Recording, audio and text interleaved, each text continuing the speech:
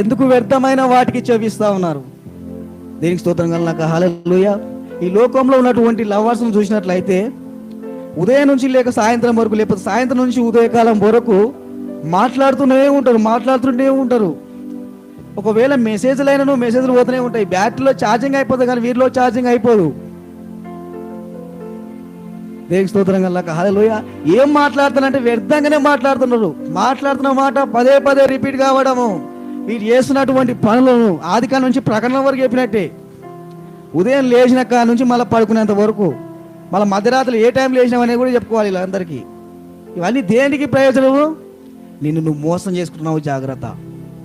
నీ రహస్య జీవితం అంతయు శత్రువుకు తెలియజేస్తున్నావు అన్న సంగతి నువ్వు మర్చిపోవు.